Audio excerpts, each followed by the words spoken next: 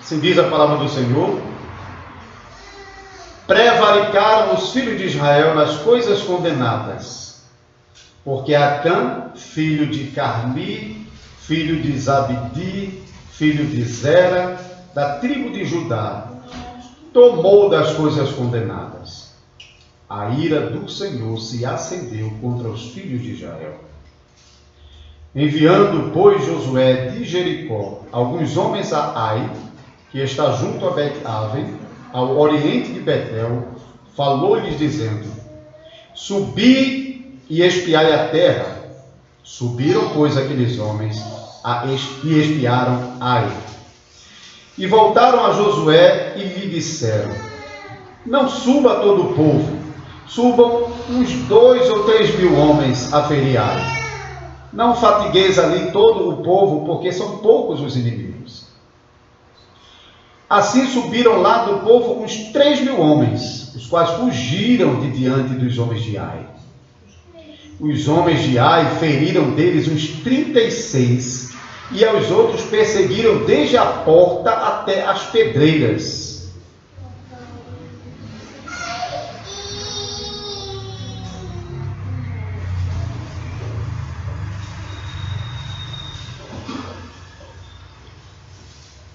Vamos ler o versículo 5.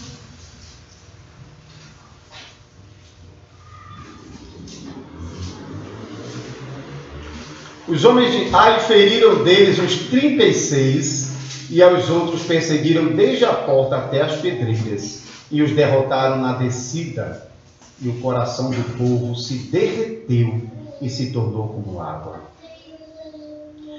Então Josué rasgou as suas vestes e se prostrou em terra sobre o rosto perante a arca do Senhor até a tarde, ele e os anciãos de Israel, e deitaram pó sobre a cabeça. Disse Josué: ah, Senhor Deus, por que fizeste esse povo passar o Jordão para nos entregarem nas mãos dos amorreus, para nos fazeres perecer? Tomara nos contentáramos com ficarmos da além do Jordão. Ah, Senhor, que direi? Pois Israel virou as costas diante dos seus inimigos. Ouvindo isso, os cananeus e todos os moradores da terra nos cercarão e desarraigarão o nosso nome da terra. E então, que farás do teu grande nome? Então disse o Senhor a Josué: levanta-te, por que estás prostrado assim sobre o rosto? Israel pecou e violaram a minha aliança, aquilo que lhes ordenara, pois tomaram das coisas condenadas e furtaram e dissimularam e até debaixo da sua bagagem o puseram. Pelo que os filhos de Israel não puderam resistir aos seus inimigos. Viraram as costas diante deles, porque Israel se fizera condenado. Já não serei convosco, se não eliminardes do vosso meio a coisa roubada. Dispõe-te, santifica o povo e dize: santificai-vos para amanhã, porque assim diz o Senhor Deus de Israel: há coisa condenada no vosso meio, ó Israel. Aos vossos inimigos não podereis resistir, enquanto não eliminardes do vosso meio as coisas condenadas. Pela manhã, pois, vos chegarei segundo as vossas tribos, e será que a tribo que o Senhor designar por sorte se chegará segundo as famílias, e a família que o Senhor designar se chegará por casas, e a casa que o Senhor designar se chegará homem por homem. Aquele que for achado com a coisa condenada será queimado, ele e tudo quanto tiver, porquanto violou a aliança do Senhor e fez loucura em Israel. Então Josué se levantou de madrugada e fez chegar a Israel segundo as suas tribos, e caiu a sorte sobre a tribo de Judá. Fazendo chegar a tribo de Judá, caiu sobre a família dos Zeraitas. Fazendo chegar a família dos Zeraitas, homem por homem, caiu sobre Zabdi. E fazendo chegar a sua casa, homem por homem, caiu sobre Acã, filho de Carmi, filho de Zabdi, filho de Zera, da tribo de Judá. Então disse Josué a Acã: filho meu, dá glória ao Senhor. Deus de Israel, e a ele rende louvores. E declara-me, pois, o que fizeste? Não nos ocultes. Respondeu Acã a Josué e disse: verdadeiramente pequei contra o Senhor, Deus de Israel, e fiz assim e assim. Quando vi entre os despojos uma boa capa babilônica e 200 ciclos de prata e uma barra de ouro do peso de 50 ciclos, cobicei-os e tomei-os. E eis que estão escondidos na terra, no meio da minha tenda, e a prata por baixo. Então Josué enviou mensageiros que foram correndo à tenda, e eis que tudo estava escondido nela, e a prata por baixo.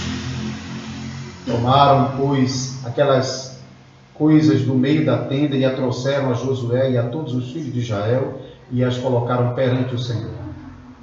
Então Josué e todo Israel com ele tomaram Acã, filho de Zera, e a prata, e a capa, e a barra de ouro, e seus filhos, e suas filhas, e seus bois, e seus jumentos, e suas ovelhas, e sua tenda, e tudo quanto tinha, e levaram-nos ao vale de Acor. Disse Josué: por que nos conturbaste? O Senhor hoje te conturbará. Todo o Israel apedrejou, e depois de apedrejá-los, queimou-os. E levantaram sobre ele um montão de pedras que permanece até o dia de hoje. Assim o Senhor apagou o furor da sua ira, pelo que aquele lugar se chama o Vale de Acor, até ao dia de hoje. Vamos orar ao Senhor e vamos pedir o auxílio do Senhor durante essa pregação. Senhor Deus de misericórdia e graça, somos pecadores, ouvindo de outro pecador como devemos servir ao Senhor. Por favor, tenha misericórdia de nós e nos ajuda. Que o Senhor possa conservar o nosso coração em retidão e obediência diante do Senhor. E que o Senhor nos ensine mais uma vez, que faça o nosso coração tremer diante da leitura que ouvimos. Que o Senhor pastoreie o nosso coração, que o Senhor possa nos instruir por meio da leitura que fizemos e também por meio da pregação dela, Senhor. Tem misericórdia de nós. Nos ajuda, nos salva, nos preserva. Tem misericórdia de nós. Em nome de Jesus Cristo. Amém. Amada Igreja do Senhor Jesus Cristo, então, esse capítulo 7 de Josué narra aquela triste história da condenação, morte de Acã e de toda a sua família. E narra também a derrota do exército de Israel diante do pequeno exército da cidade de Ai. Então, o motivo para a derrota do povo de Israel diante do pequeno exército de Ai é muito claro nesse texto. Não se dá porque Josué planejou mal essa investida. Também não se dá porque o exército de Israel fosse mais fraco do que o exército de Ai. Nem ainda se dá porque Josué tivesse errado em prosseguir nessa batalha sem ter orado, sem ter buscado ao Senhor. Mas a razão para a derrota do povo de Israel nessa batalha é muito clara. Deus não estava com Israel, porque Israel tinha pecado contra o Senhor e o Senhor tinha se retirado do meio dele. Isso é a razão clara porque Israel está enfrentando essa derrota humilhante diante dos homens de Ai. E a mensagem que sai para todos vocês desse texto é a seguinte: se vocês não forem fiéis ao Senhor, não poderão continuar a provar a bênção do Senhor na aliança. Então podemos já notar que esse texto tem uma forte ligação com a disciplina cristã. Esse texto ele pode ser dividido em 3 partes principais. A primeira parte falando sobre o pecado de Israel. A segunda parte falando sobre o castigo de Deus por causa do pecado de Israel. E a terceira parte falando sobre a misericórdia de Deus em prover a redenção do pecado de Israel. Então, vamos ver cada um desses pontos durante essa pregação. Então, já no versículo 1, nós lemos pela primeira vez no livro de Josué sobre essa geração de israelita fazendo alguma coisa errada, alguma coisa que desagrada a Deus. Eu tenho mencionado a cada pregação esse fato. E essa geração de israelita é uma geração que tem se mantido fiel ao Senhor, em contraste com a geração anterior, que é chamada de perversa e que por causa da sua incredulidade foi condenada a perecer no deserto. Também falamos na pregação passada que essa obediência dessa geração contrasta com a incredulidade dos cananeus de Jericó. Mas agora estamos lendo que essa geração, que até agora se manteve fiel ao Senhor, prevaricou, ou seja, eles pecaram naquilo que havia sido ordenado na lei, quebrou o mandamento da lei. Eles se tornaram malditos, porque eles violaram o Herem. Se lembra que desde a pregação passada eu estou repetindo essa palavrinha, que é uma palavrinha importante aqui no livro de Josué. O Herem fala daquela maldição que foi lançada sobre a cidade de Jericó. A cidade foi completamente destruída, não podia sobrar nada. Homens, mulheres e animais foram destruídos e toda a riqueza, todo o metal nobre foi dedicado completamente ao tesouro do Senhor. Ninguém podia ficar com nada. Isso está diretamente ligado com aquilo que o próprio Josué relatou no capítulo 6, no versículo 17 a 19, quando estavam preparando a investida contra Jericó. Josué advertiu o povo dizendo: porém a cidade será condenada, a palavra aqui é Herem, ela e tudo quanto nela houver, somente viverá Raabe a prostituta e todos que estiverem com ela na sua casa, porquanto escondeu os mensageiros que enviamos.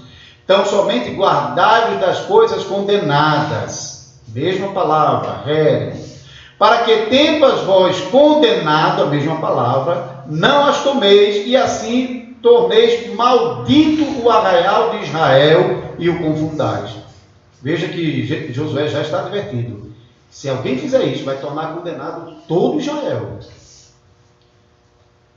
Versículo 19, porém toda a prata e ouro e utensílio de bronze e de ferro são consagrados ao Senhor, irão para o seu tesouro.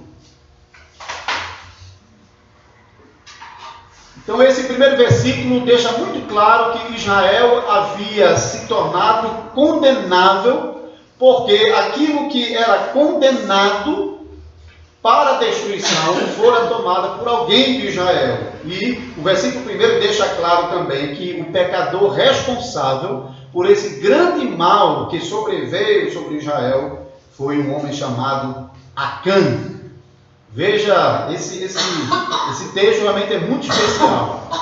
Ele não está aqui para dizer que isso vai ficar sendo repetido cada vez que alguém cometeu um pecado em Israel, mas fica registrado como testemunho, como uma severa advertência do juízo de Deus contra os pecados cometidos pelo seu próprio povo. E observe que Acã, por causa do seu pecado, lançou uma mancha até a 4ª geração dos seus ascendentes. Porque ligado com o seu pecado está a sua ascendência até a 4ª geração. Versículo 1 fala: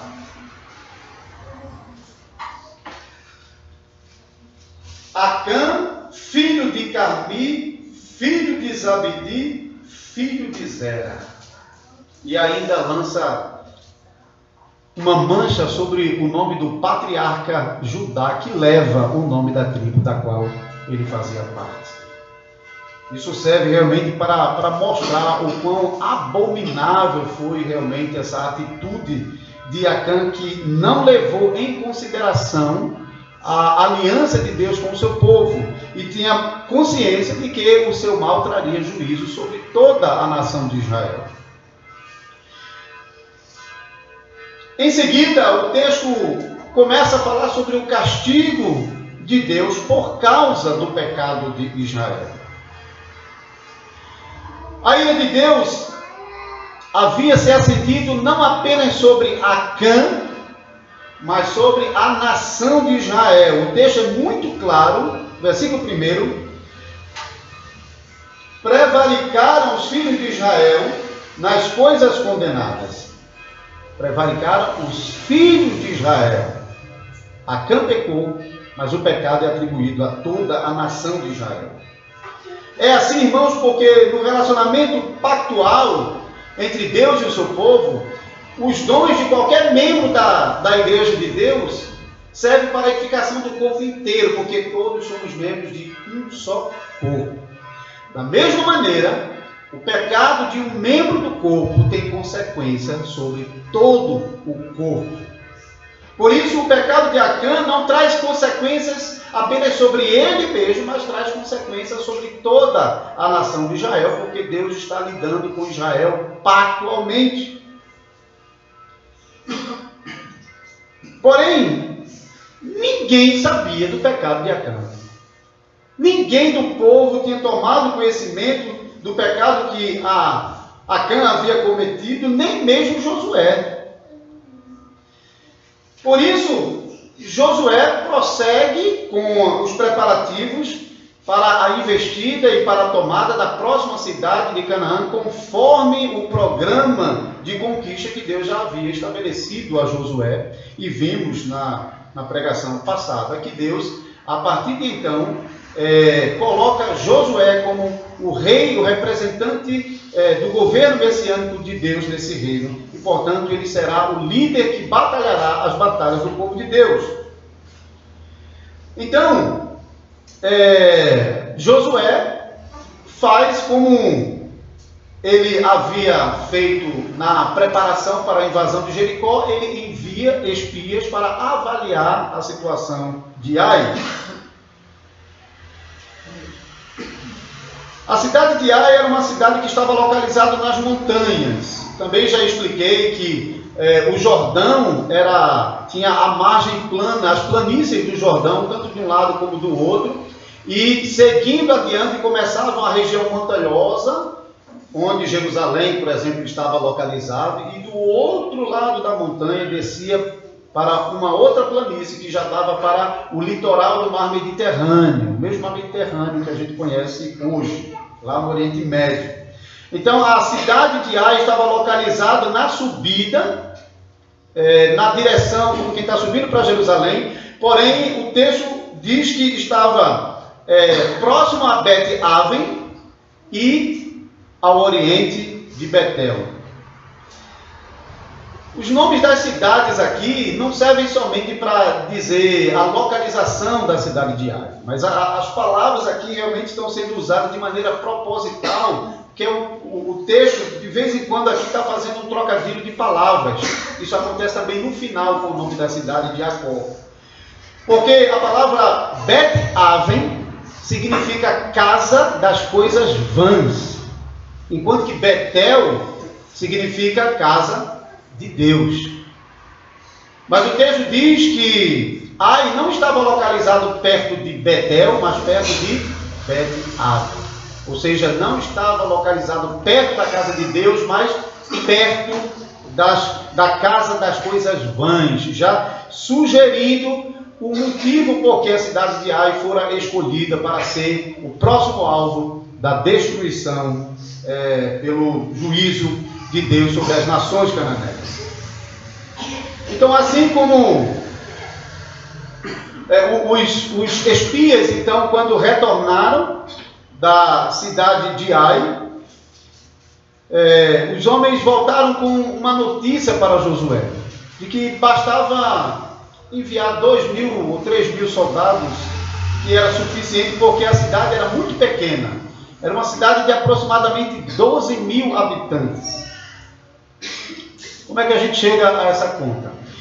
Em geral, uma cidade está geralmente dividida entre metade homens e metade mulheres, com uma pequena variação, certo? A metade dos homens da cidade era composta parte de crianças e idosos que não tinham condição de ir à guerra. Então, um terço dos homens eram os homens habilitados de ir à guerra. E assim, uma cidade de 12 mil tinha aproximadamente 6 mil homens, sendo no mínimo 2/3 compostos de crianças e já pessoas idosas que não podiam ir à guerra. Sobravam 2 mil homens capazes de pegar em arma. Então, os espias de Josué, quando retornam, recomendam a Josué que não precisa desgastar todo o exército do povo. Basta enviar 2 mil soldados, que era equivalente aos 2 mil que haviam lá, e se quisesse ter certeza de uma superioridade numérica para facilitar a vitória, então enviasse 3 mil soldados. E Josué então concorda com essa sugestão dos espias e envia, então, versículo 4, 3 mil homens para a batalha contra Ai. Alguns comentaristas chegam a dizer que Josué ele está tomando decisões sem consultar a Deus e por isso a derrota. Mas não há realmente nada no texto que indique que Deus está irado contra Josué, por causa de qualquer coisa errada que Josué tenha feito, por causa de arrogância de Josué, como alguns mencionam, por causa de Josué estar fazendo as coisas sem consultar o Senhor. O texto é muito claro de que a ira de Deus havia se acendido por causa do pecado de Acã, e a derrota de Israel se deu por causa do pecado de Acã. Não tinha nada com qualquer problema relacionado a Josué. Josué envia então esses 3 mil soldados a Ai, só que para desprazer de todos, esses 3 mil homens são derrotados pelo fraco exército da cidade de Ai. E o texto diz que não apenas a derrota desses homens, mas o efeito que essa derrota causou na nação de Israel foi uma coisa terrível. Quando nós lemos o final do versículo 5 diz: o coração do povo se derreteu e se tornou como água. Isso lembra o estado de medo, de terror que estavam os habitantes de Canaã quando eles tomaram conhecimento de que o povo de Israel estava se aproximando e que ia tomar a terra. Eu já mencionei até Raabe, menciona que os homens estavam tremendo de medo e não conseguiam sair do lugar para pelejar contra Israel. Mas agora não são os homens de Ai que estão tremendo de medo de Israel, mas é a própria nação de Israel que está abatida, o coração derretido como se fosse água por causa dessa derrota.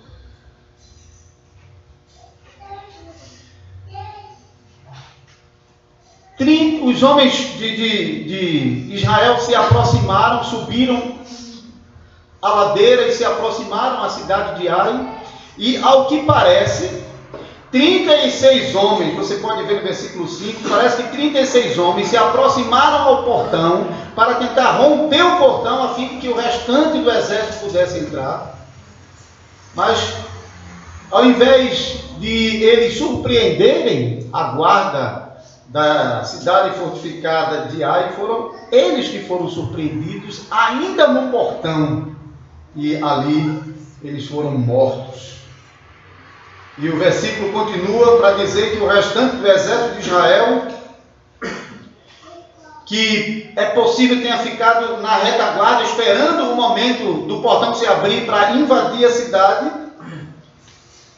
mas esse restante do povo, eles foram perseguidos ladeira abaixo e não conseguiram resistir ao exército de soldados de Ai.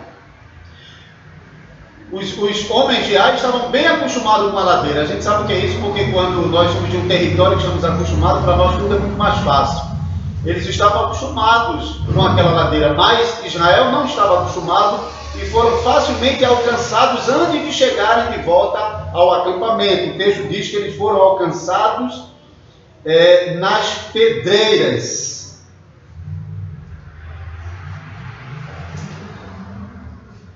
Versículo 5: os homens de Ai feriram deles uns 36, e aos outros perseguiram desde a porta até as pedreiras, e os derrotaram na descida. Interessante, esse texto realmente está cheio de dificuldades, e estudando ele a gente vê os comentários, às vezes, bem divergentes. A maioria dos comentadores bíblicos sugerem que somente os 36 homens foram mortos na porta, no portão da cidade, quando eles tentaram vencer os guardas que estavam protegendo a cidade. Mas quanto ao restante do exército, a maioria dos comentaristas falam que eles recuaram e retornaram envergonhados para Israel. Eles falam isso principalmente porque no versículo 8 nós lemos Israel falando sobre Josué falando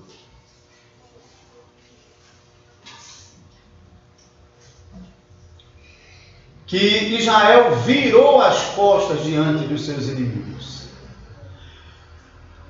Calvino, por exemplo, era dessa opinião, de que só morreram 36 e o restante voltou envergonhado para o acampamento. Matthew Henry também faz isso. E a nossa própria tradução, se você observar, o versículo 5, diz assim: os homens de Ai feriram deles uns 36.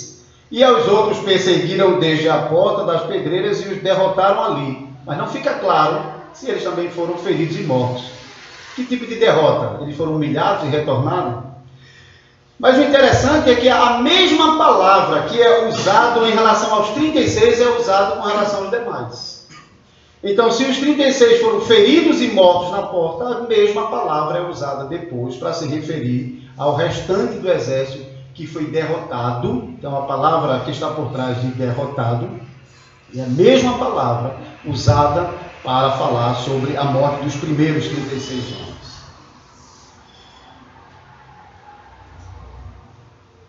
De qualquer forma, a notícia chegou até Josué da derrota do povo de Israel.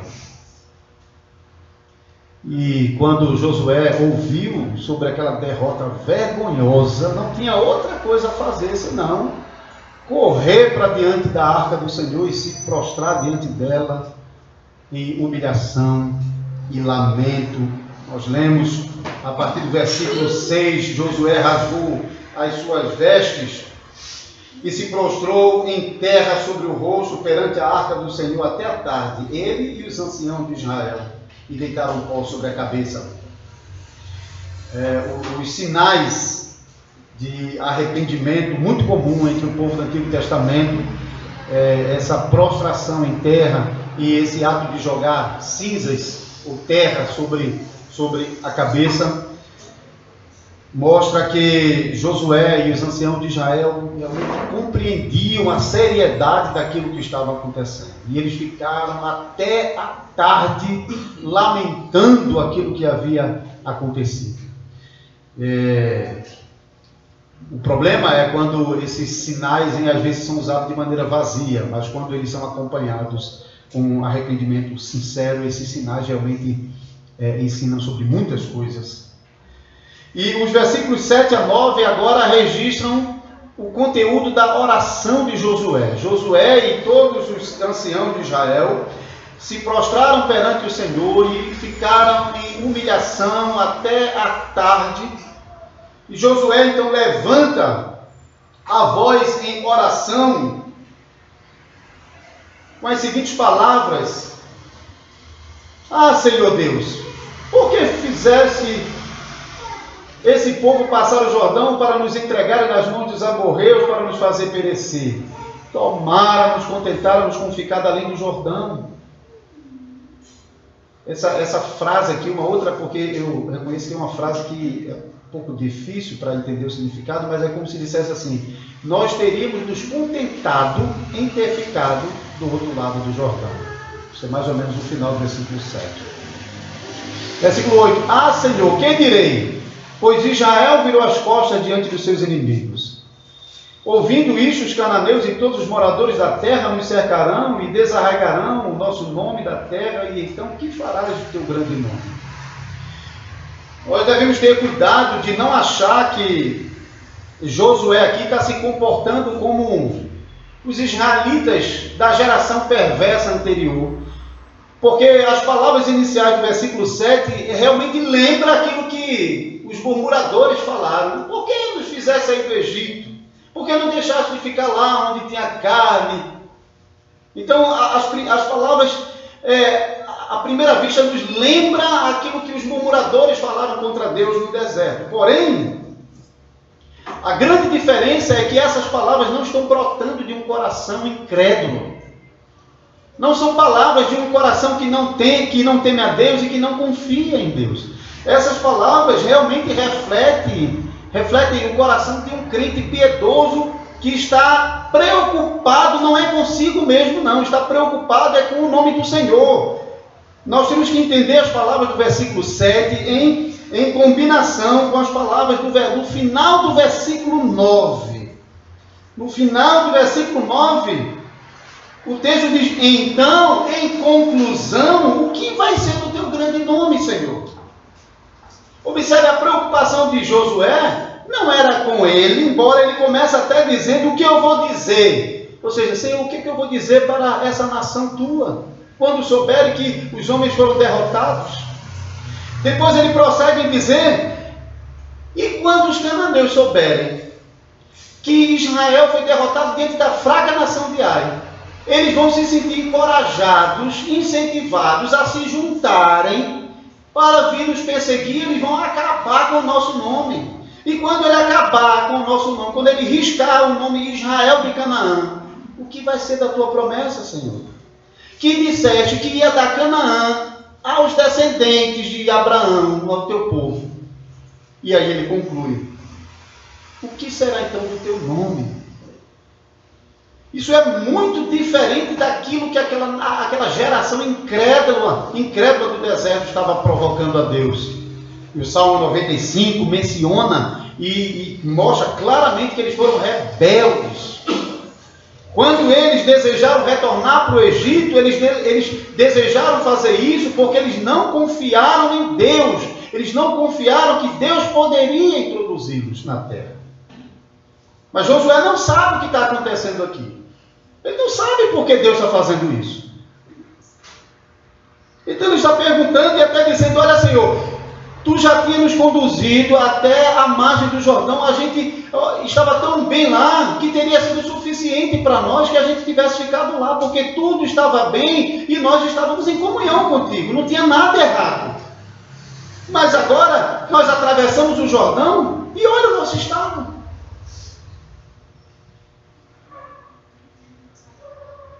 A preocupação de Josué era uma preocupação sincera e pura.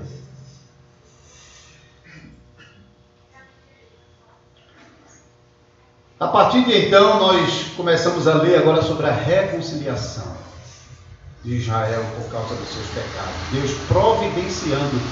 A gente pode ver nessa parte final aqui realmente o zelo de Deus com o seu povo, o cuidado de Deus com o seu povo, a misericórdia de Deus com o seu povo, de diversas maneiras aqui nesses versículos finais.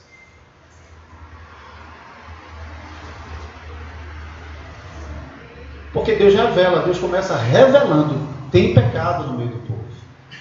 Deus não simplesmente continuou punindo o povo por causa do pecado que estava no meio do povo. Nós lemos uma situação bem especial em Corinto, porque Paulo escreve a primeira carta aos Coríntios, no capítulo 5, censurando o fato de que a igreja de Corinto estava tolerando pecados na igreja, escandalosos. Paulo chega a dizer que eram pecados que não se nomeavam nem entre os ímpios. Porque tinha na igreja quem estava se deitando com a mulher do próprio pai. E os coríntios que se arrogavam espirituais, cheios de dons, não fizeram nada para santificar o nome do Senhor, para proteger a santidade do nome do Senhor. E uma das consequências desse e de outros pecados tolerados dentro da igreja de Corinto é que no capítulo 11 Paulo vai dizer: por causa disso há entre vós muitos fracos e doentes, e não poucos que dormem. E dorme ali é eufemismo, é morrer mesmo. Deus estava pesando a sua mão sobre a sua igreja, a igreja de Corinto, porque eles estavam tolerando o pecado no meio dele. Aqui nós podemos ver que Deus está sendo misericordioso e Deus está revelando o pecado para que o seu povo tome providência para remover o pecado do meio do povo, e Deus diz isso claramente nos versículos seguintes. Versículo 10 em diante. Então disse o Senhor a Josué: levanta-te, por que estás prostrado assim sobre o rosto? Israel pecou e violaram a minha aliança, aquilo que lhes ordenara, pois tomaram das coisas condenadas e furtaram e dissimularam e até debaixo da sua bagagem o puseram, pelo que os filhos de Israel não puderam resistir aos seus inimigos, viraram as costas diante deles, porquanto Israel se fizera condenado. Já não serei convosco, se não eliminardes do vosso meio a coisa roubada.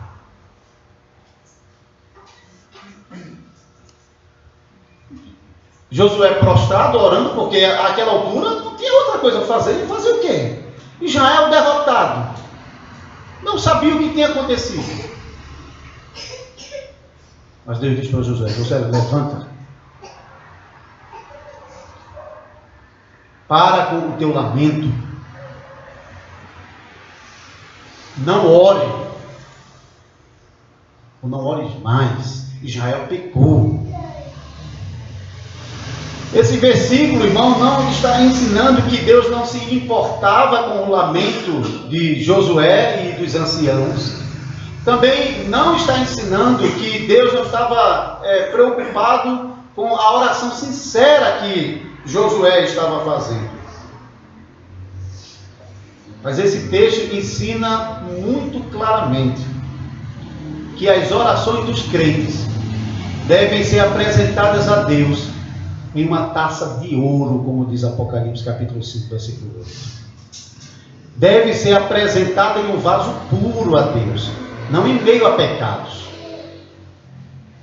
Se há algum pecado que se coloca entre o crente e Deus, ele deve primeiro buscar a reconciliação com Deus, para depois orar confiadamente que Deus vai ouvir a sua oração. O próprio Senhor Jesus ensinou em Mateus capítulo 5, versículo 23.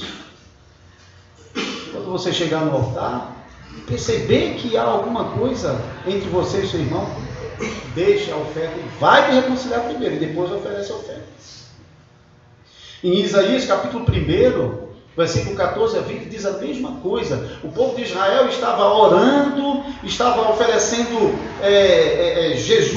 estava mostrando arrependimento por meio de vários sinais, como Josué estava fazendo, mas não queria abandonar o pecado. Então Deus diz: vai, abandona o pecado e depois volta e faz oração. E aí depois vem a promessa: ainda que os vossos pecados sejam vermelhos como o escarlate, se tornarão brancos como a neve. Mas enquanto não se arrepender e não abandonar o pecado, não tem promessa de que a oração vai ser ouvida.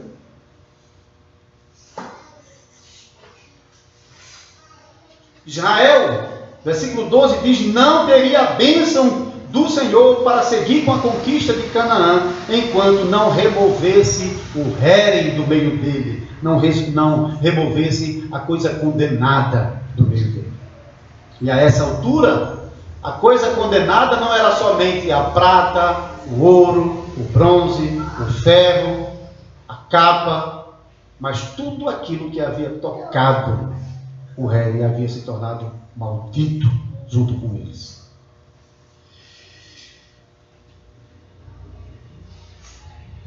Agora, Josué sabe que alguém violou a aliança de Deus. Alguém cometeu pecado em Israel. Alguém havia violado aquela ordem que ele próprio diretamente havia dado antes da preparação de Jericó, conforme já lemos no capítulo 6, versículo 17 e 19.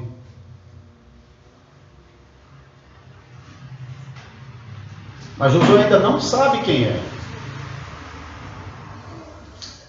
Aqui, irmãos, nós também podemos ver a misericórdia de Deus, porque Deus não apenas revela que há pecado. Então, por que vocês passaram por isso? Porque há pecado no meio de vocês, que tem que ser corrigido. Mas Deus agora mostra a sua misericórdia em que Deus instrui Josué no processo para investigar e chegar até o condenado, até o culpado, para a punição dele. Mas observe que Deus manda o povo se preparar até o dia seguinte. Versículo 14: pela manhã, pois, vos chegarei segundo as vossas tribos. E no texto anterior, ele já havia dito, no versículo 13, dispõe-te, santifica o povo e dize, santificai-vos para amanhã. Todo Israel agora sabe que alguém pecou. Um de nós pecou. Um de nós é culpado. Um de nós trouxe esse terrível castigo sobre Israel. Um de nós vai sofrer o dano por isso, porque Deus havia dito que ele deveria ser queimado. Irmãos, um pecador que, apesar do seu pecado, ele teme ao Senhor, ele treme ouvindo isso. Porque o problema não é pecar, não, porque a gente é pecador e a gente não consegue evitar mesmo, às vezes não. E muitas vezes não conseguimos evitar os pecados graves e feios mesmo. Não tem bonzinho entre nós, não. Se alguém cair em pecado escandaloso, o outro não acha que é melhor, não.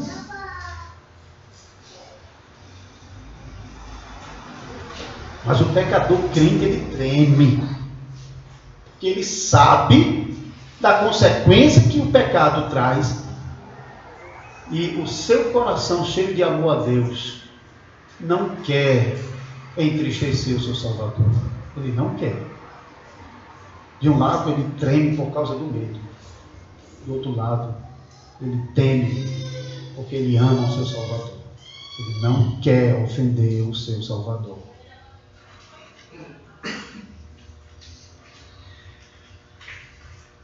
O povo podia santificar-se.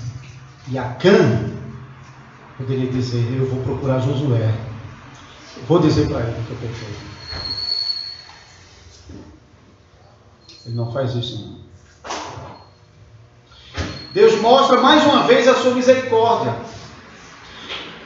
Se lembra que eu mencionei que na derrota de Jericó, Deus foi misericordioso até com os perversos cananeus de Jericó, em que Deus poderia ter dito o povo, invade e destrói logo. Não, Deus disse, esperem 7 dias, dê uma volta a cada dia e preguem arrependimento para eles, por meio da arca, que mostrava a presença de Deus. E cada volta, todos os dias, a arca dava uma volta e todo o Jericó que estava na muralha via.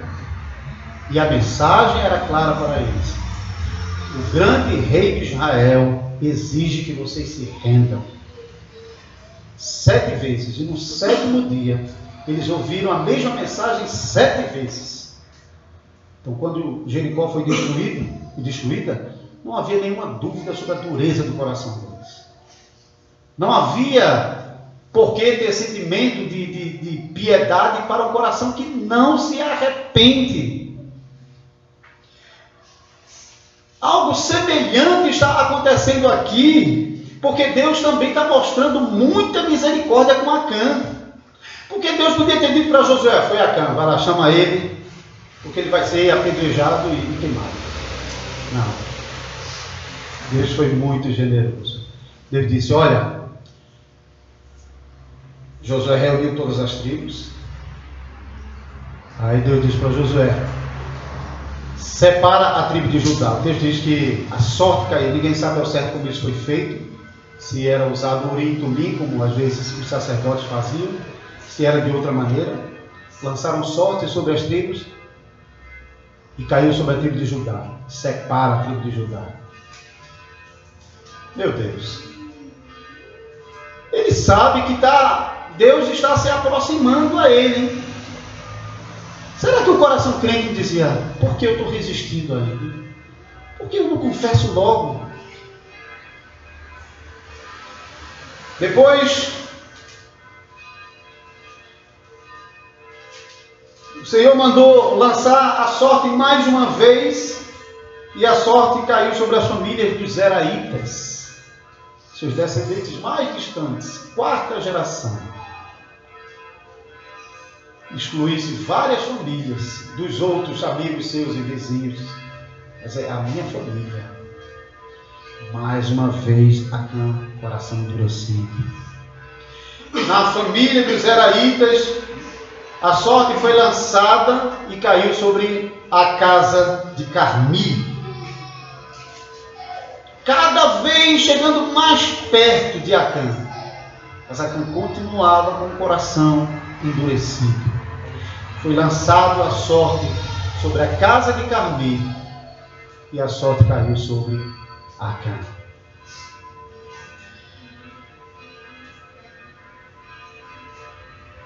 Josué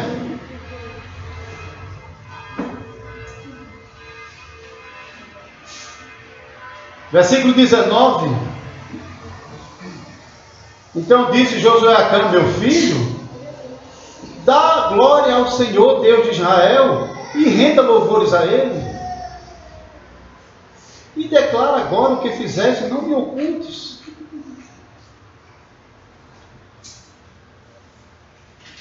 Confessa o teu pecado. Dá glória a Deus, reconhece que Deus é Senhor no céu e não tem como você esconder isso dele. Àquela altura, de fato, Acã, assim, não tinha mais o que esconder, não tinha mais para onde esconder. E a partir de agora, o que nós vemos realmente é um homem que começa a confessar o seu pecado.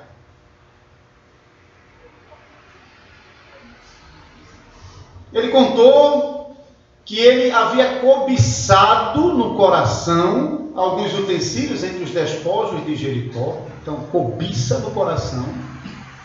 Isso é a origem de todos os pecados, é a cobiça do coração. O 10º mandamento encerra uma lista de mandamentos com a cobiça, para deixar claro que todos os 9 pecados cometidos e relacionados anteriormente nos mandamentos são frutos de um coração cobiçoso. Ele também confessou que ele não conseguiu controlar a sua cobiça e ele lançou mão dos utensílios e até os escondeu lá na sua tenda. Acã confessou realmente o pecado dele, mas não há nenhum sinal de arrependimento sincero em Acã. É aquele tipo de arrependimento que no processo de disciplina na igreja, eu vou falar mais sobre isso mais adiante, ele acontece quando a pessoa não tem mais como esconder o pecado. Já se tornou público, já tem provas. Aí ele realmente eu pequei. Ele não está confessando porque ele está arrependido. Ele está confessando porque não tem mais o que esconder. É o caso de Acã. Acã teve todas as chances. Deus mostrou muita misericórdia com Acã. Ele teve muitas oportunidades para se arrepender e para mostrar arrependimento e não o fez. Ele simplesmente está aqui confessando que de fato ele cometeu aquele pecado e se tornou culpado do castigo desse pecado. Essa atitude que nós, embora alguns comparem a atitude dele com a atitude de Davi, mas eu sinceramente acho muito mais parecido com a atitude de Judas. Quando nós estamos lendo Mateus capítulo 27, versículo 3, 4, as palavras de Judas, rapaz, chega, se o camarada tiver cuidado, vai chorar.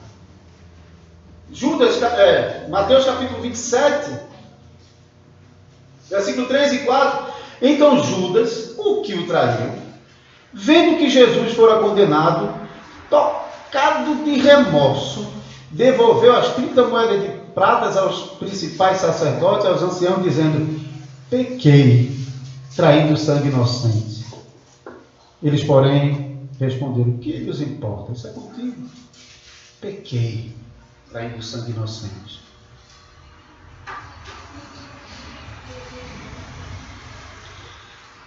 Davi, de fato, menciona uma frase parecida, tanto no episódio com Natã, em 2 Samuel, como no Salmo 51, versículo 4, pequei contra ti. Davi fala realmente isso. Mas quem está dizendo isso no Salmo é um coração que está contrito e quebrantado, e que tem certeza que Deus não vai abandoná-lo apesar do seu pecado. Não era Judas. Judas tinha remorso, mas não tinha arrependimento sincero. Judas reconheceu, confessou o pecado, mas ele não buscou humildemente o Salvador, pedindo perdão, implorando, chorando. Não. A meu ver, acanta mais para Judas do que para Davi. Versículos 22 a 25, então, prossegue para dizer que Acã e toda a sua família foram levados para o vale de Acor. Mais uma vez, aquele trocadilho de palavras que diz mais do que aquilo que nós lemos, não identifica somente o lugar onde tudo está acontecendo, mas o vale de Acor, a palavra Acor, a mesma palavra, deriva da mesma palavra que Josué pronuncia 2 vezes no versículo 25. Porque nos conturbaste, o Senhor hoje te conturbará. Ou seja, aquele lugar levou o nome do pecado de Acã. Acã provocou desgraça. Era uma tradução bem apropriada também, desgraça. E o nome daquele lugar então se tornou desgraça. E o texto conclui, depois que toda a família foi levada para o vale da desgraça, homens, mulheres, meninos, filhos, filhas, animais, objetos e as coisas roubadas, que até quando o texto fala sobre o pecado de Acã, diz que ele fez isso sorrateiramente, escondido, por isso que ninguém de Israel sabia. E quando chega no vale de Acor, todo o povo apedreja Acã e sua família, e depois queima, e com as pedras que eles foram apedrejados e mortos, é feito um grande montão, um grande memorial. Essa palavra acho que faz vocês se lembrarem que já existia um memorial ali pertinho. Mas o memorial de pedra que Josué ergueu dentro do Rio Jordão e na margem do Rio Jordão, em Gilgal, era um memorial que ajudava a despertar nas crianças a curiosidade para saber da grande salvação que Deus havia realizado ao abrir o Rio Jordão e fazer o seu povo passar. Mas agora, tristemente, um novo memorial de pedra está sendo erguido sobre aqueles que não tiveram direito a um velório, nem tiveram direito a um sepultamento, mas ficaram debaixo daquelas pedras como lembrança. E toda criança que perguntasse: papai, que pedras são essas? o pai diria: meu filho, houve uma família em Israel que pecou gravemente e trouxe o juízo de Deus sobre toda a nação. E Deus mandou apedrejar ele com toda a sua família, com tudo que tinha, para que isso servisse de exemplo em Israel, para que ninguém ousasse fazer o que ele fez.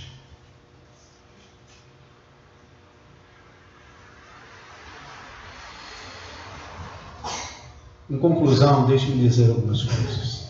Primeiro, não devemos estranhar que o pecado de uma só pessoa tenha trazido castigo sobre toda uma congregação.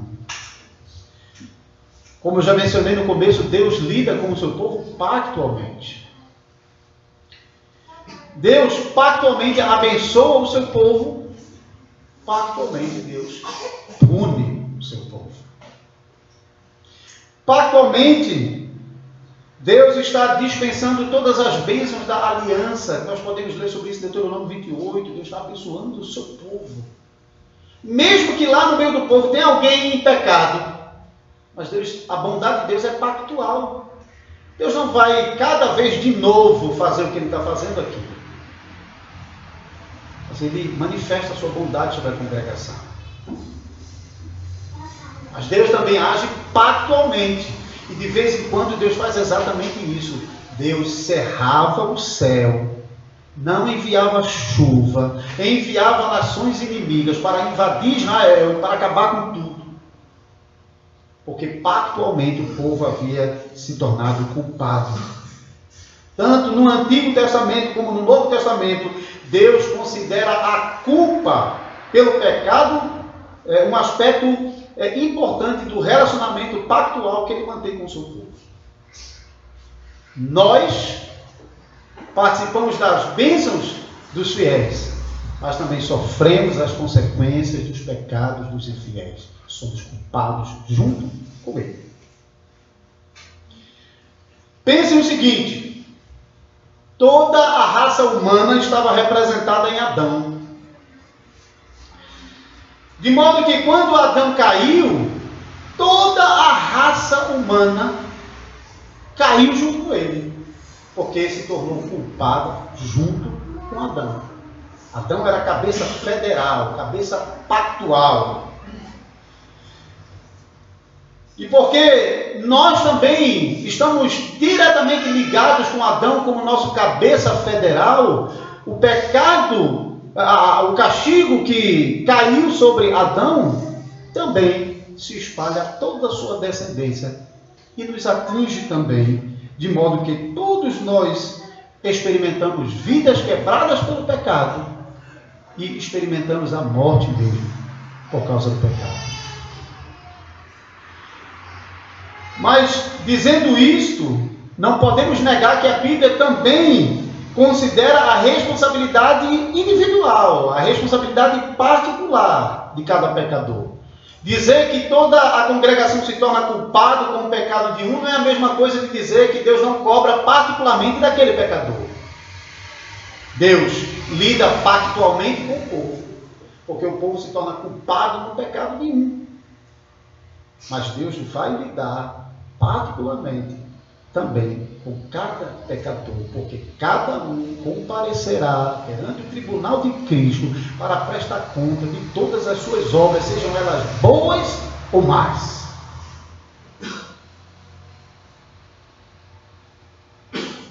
Por isso não devemos pensar que houve exagero da parte de Deus, quando Deus puniu toda a nação por causa do pecado de Acã. Também não devemos entrar aqui no julgamento sobre se Acã foi salvo ou não, por causa da confissão que ele fez. Porque do outro lado também tem o fato de que, a despeito da confissão, toda a sua família foi condenada por ele. Então, o julgamento sobre isso deixamos com o Senhor. Segunda coisa, toda a raça humana estava representada em Adão, mas os crentes estão representados também no segundo Adão, Jesus Cristo. Acã e a sua casa, eles levaram sobre si mesmos o castigo por causa dos seus pecados, a fim de que a ira de Deus fosse apagada. Versículo 26. E levantaram sobre ele um montão de pedras que permanecem até o dia de hoje. Assim o Senhor apagou o furor da sua ira. Irmãos, como descendente de Adão, nós somos muito parecidos com Acã. Não penso que somos muito diferentes, não.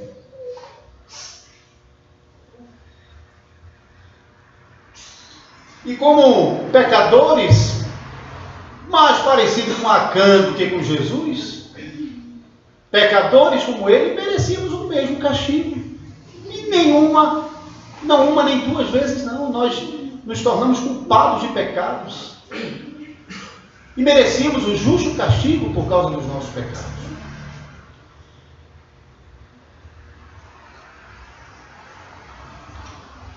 Mas Deus foi bom conosco.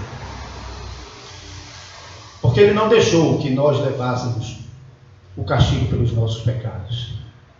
Mas Ele carregou no seu corpo os nossos pecados e castigou-os no madeiro.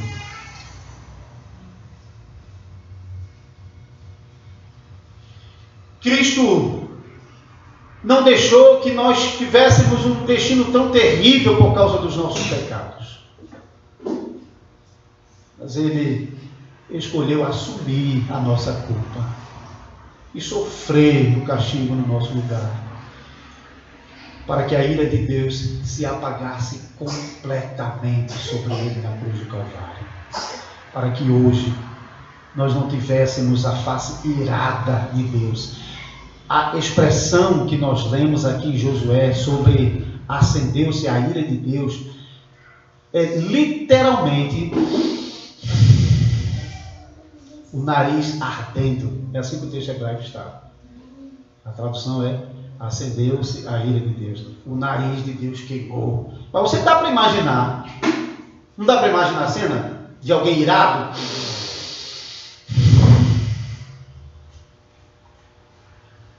Jesus converteu a face de um Deus irado em um Deus propício a nós. Louvado seja Deus.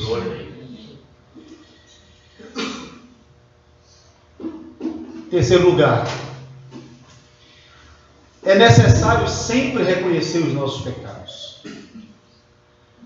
E é necessário lamentar os nossos pecados, porque os nossos pecados, devemos sempre nos lembrar, eles não são gratuitos. Os nossos pecados causaram a morte do nosso Salvador. Os nossos pecados trariam a condenação eterna sobre toda a igreja do Senhor Jesus Cristo. Mas não podemos parar por aí, não devemos sofrer da síndrome de Judas e da síndrome de Acã, simplesmente reconhecendo os nossos pecados, mas nós devemos lamentá-los sinceramente e devemos buscar a graça de Deus para que Ele perdoe os nossos pecados. Nós sabemos que Deus é misericordioso, Ele nunca rejeita os que o buscam de sincero coração. Mais uma vez nós percebemos a misericórdia e a bondade de Deus. Porque Josué podia ter enviado o exército inteiro para a área. E sabe o que aconteceria? Um exército inteiro seria destruído por causa do pecado. Então eu vejo muito mais a mão de Deus guiando as ações dos espias e de Josué, protegendo de enviar todo o exército para lá, do que uma afronta, como até alguns comentaristas estão fazendo. Porque se Josué tivesse de fato enviado todo o exército, tinha morrido todos eles. Mas Deus estava guiando. Deus permitiu a morte de, seja os 36, seja os 3.000, eu acho que foram 3.000. Mas Deus permitiu a morte dos 3.000. Ele permitiu que os 3.000 provassem a consequência dos seus pecados, porque todos foram culpados. Israel prevaricou, versículo 1, não só Acã. Todos se tornaram culpados. Morreram porque eram culpados.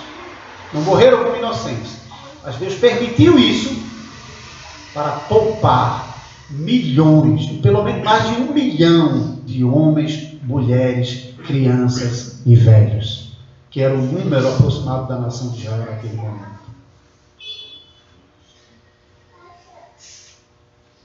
Deus é misericordioso.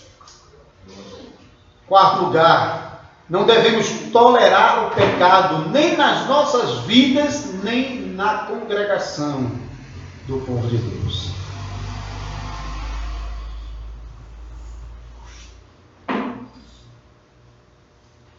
Se um membro meu pecar, é melhor arrancá-lo do corpo e lançá-lo fora, para que todo o corpo não pereça no inferno. Pecando um membro da congregação, é melhor que ele seja arrancado do corpo, do que toda a congregação seja lançado no inferno. Porque assim, como nós temos muitos membros, a igreja do Senhor tem muitos membros. Quando um membro peca, todo o corpo se torna culpado. E todo o corpo sofre a consequência do seu pecado. Jesus ensinou sobre essa atitude radical em Mateus capítulo 5, versículo 29, e repete, de tão importante que era, no capítulo 18, versículo 9. Para preservar a pureza do corpo, a santidade do corpo, e para preservar o corpo mesmo em vida, é melhor que qualquer membro que não queira abandonar o pecado, tendo que lançar o pecado para longe de nós. Se o pecador não quer abandonar o pecado, ele vai junto com o pecado. Mas o pecado não pode ficar no meio da igreja por complacência ao pecador. Isso não é o ensino da palavra de Deus. Quinta e última conclusão. Nós vivemos em uma aliança com Deus, irmãos. Nós participamos dessa aliança não por causa de nós mesmos, de qualquer ato de justiça que nós tenhamos praticado, mas somente por causa da boa vontade do nosso Salvador Jesus Cristo, que tendo morrido na cruz do Calvário em nosso favor, nos congrega como membros do seu corpo.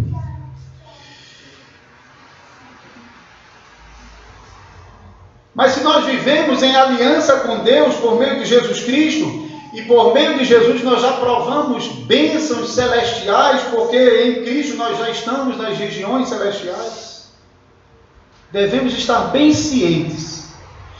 Nós não poderemos continuar provando dessas bênçãos se formos desobedientes e infiéis ao Senhor. Não poderemos alcançar a vitória final se depois de ter provado as bênçãos iniciais, nós abandonemos o nosso Senhor. Porque por causa dos nossos pecados, o Senhor mesmo disse a Josué: não irei no vosso meio. Não é sem razão de que já ainda no Novo Testamento, muitas igrejas que levavam o nome de Jesus Cristo haviam se tornado em sinagogas de Satanás. Era uma igreja onde Cristo não estava mais no meio dela, mas era trono de Satanás. E Jesus nos deu uma severa advertência no livro do Apocalipse, dizendo à igreja de Laodiceia: toma cuidado, porque senão eu virei, removerei o meu candeeiro do vosso meio. Deus nos ajude, irmãos. Que Deus tenha misericórdia de nós e esteja sempre conosco nas nossas lutas contra os pecados diários. E quando pecarmos, que Deus nos ajude para que não tenhamos uma atitude de esconder os nossos pecados e tentar protegê-los, escondendo debaixo da nossa tenda. Mas que o Senhor nos dê um coração como deu a Davi, um coração contrito e quebrantado, para buscarmos o Senhor como Josué fez, se humilhando, lançando-se ao chão, chorando até a tarde, para que o Senhor tenha misericórdia de nós. Amém.